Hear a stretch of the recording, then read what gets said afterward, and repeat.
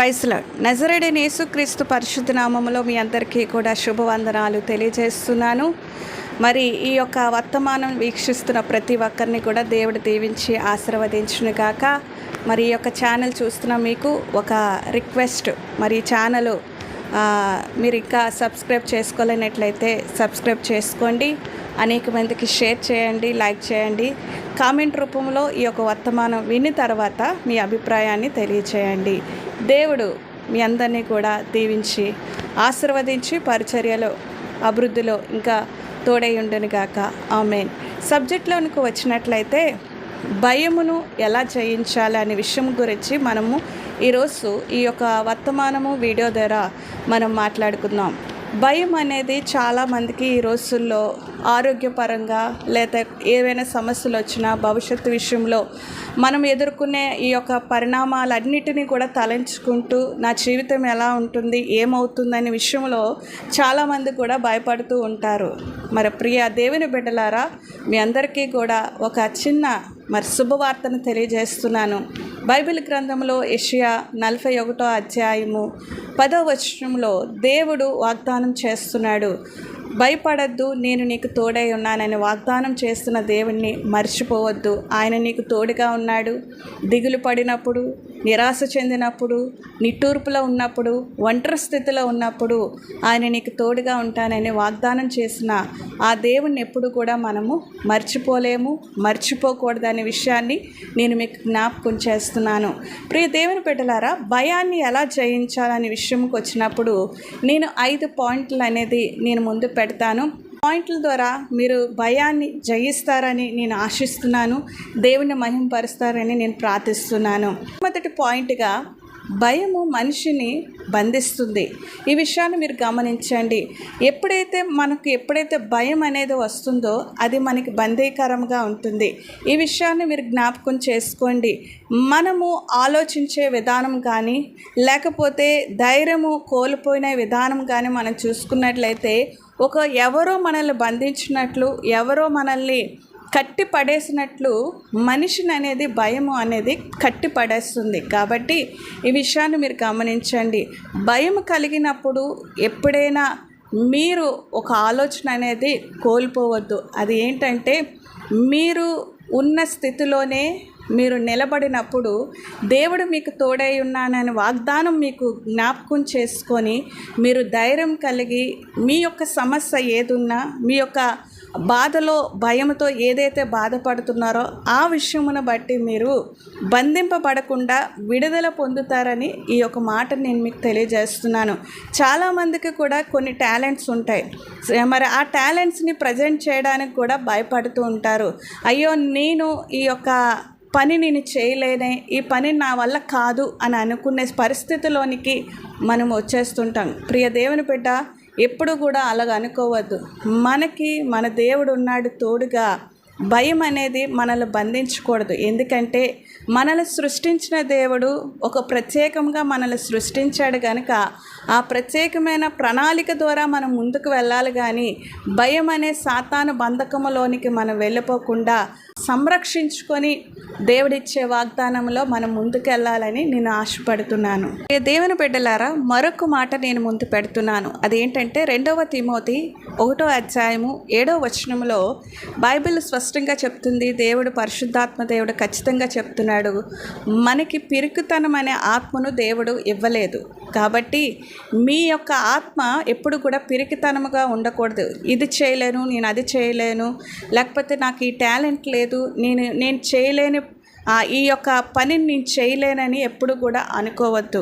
అది సాతానుడు కల్పించే ప్రేరేపణ. కానీ మనకి ఇంద్రియ నిగ్రహములు కలిగిన ఆత్మనే ఇచ్చాడు, కానీ పిరికితనం ఆత్మ అనేది ఇవ్వలేదని బైబిల్ గ్రంథం స్పష్టంగా చెప్తుంది. కాబట్టి ఆ మాటను పట్టుకొని మీరు ప్రార్థిస్తూ పిరికితన ఆత్మను గద్దించి సాతానుని వెళ్ళగొట్టి మీరు ధైర్యంగా ఏదైతే దేవుడు ప్రణాళిక చిత్తమో మీపై ఉందో అది నెరవేరుస్తారని నేను ఆశిస్తున్నాను.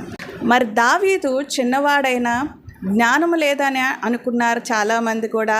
ఈ కుర్రవాడు చేయలేడు అని చాలామంది కూడా అపనమ్మకం అనేది కలిగి ఉన్నారు. కానీ దావీదు గొర్రెల కాపరైన దేవుని మహిమపరుస్తూ ఘనపరుస్తూ ఆయన విశ్వాసం కలిగి పెద్ద సమస్య అయిన గొలియాతును సైతం కూడా ఆయన తొలగించాడు. చిన్న విశ్వాసం ఏంటంటే దేవుని మీద ఆధారపడ్డాడు, దేవుని నమ్మాడు, దేవునిని సైన్యములకు అధిపతియగు యెహోవా నాకు తోడై ఉన్నాడని చెప్పి ముందుకు సాగినప్పుడు ఒక అడుగు ఎప్పుడైతే ముందుకు వేసాడో సమస్య వచ్చినప్పుడు ఆ సమస్యలో ఎప్పుడైతే నిలబడ్డాడో దావీదు గొలియాతుని జయించాడు కనుక ఆ సమస్య అనేది తొలగిపోయింది. ఈ రోజుల్లో మనము నేర్చుకోవాల్సింది ఏంటో తెలుసా? గొలియాత్ అంత పెద్ద సమస్య మన ముందు ఉన్న విశ్వాసముతో మనము దావీదు వలె ముందుకు ఒక అడుగు వేయాలి.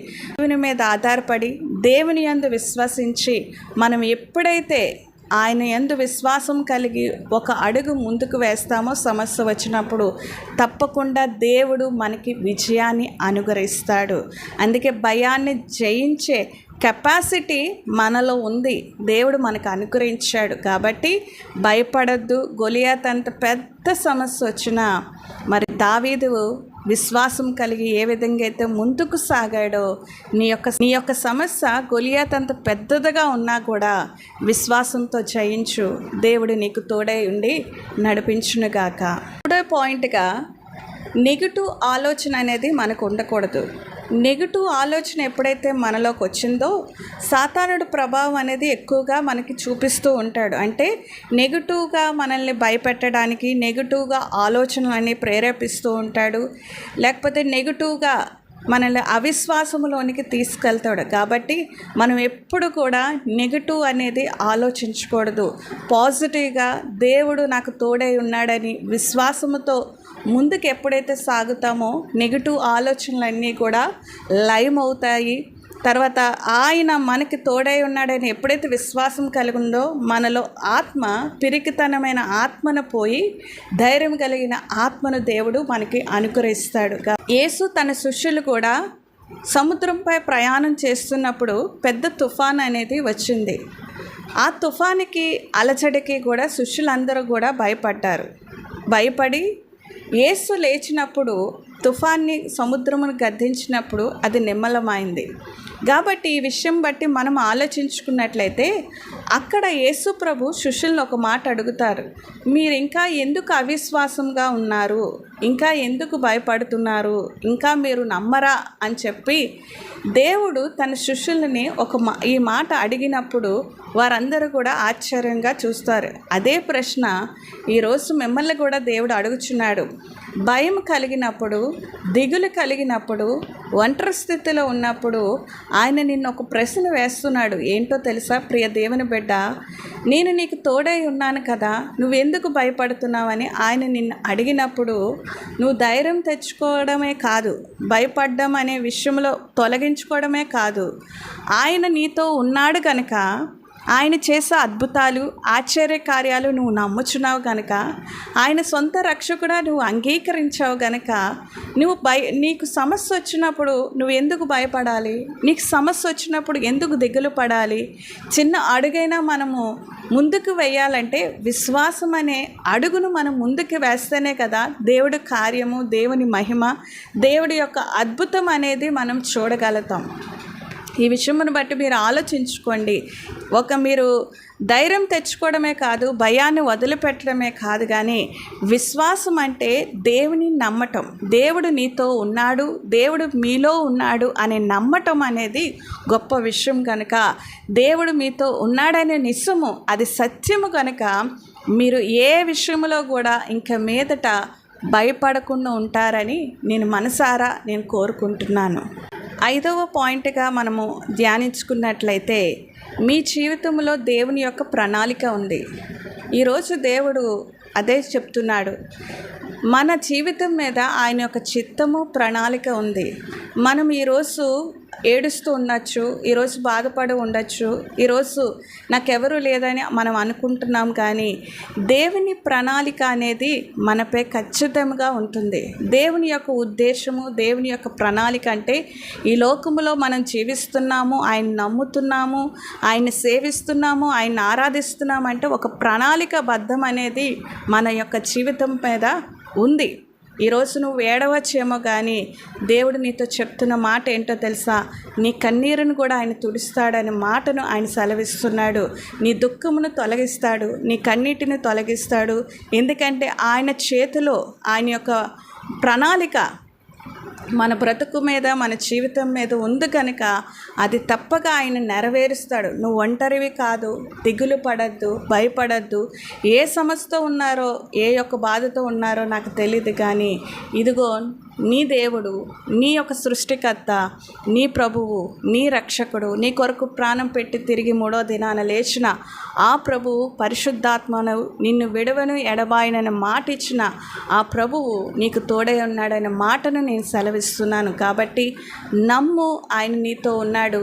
నీ కన్నీరును, నీ దుఃఖమును ఆనందకరంగా, సంతోషకరంగా ఆయన మారుస్తాడు. ఆమేన్. దేవుడు మీకు తోడై ఉండి నడిపించునుగాక. ఆయన చిత్తము, ఆయన ప్రణాళికలో మీరున్నారు, ఆయన ఉద్దేశంలో మీరున్నారు కనుక మీరు ఎప్పుడూ కూడా ఒంటరి వారు కాదు.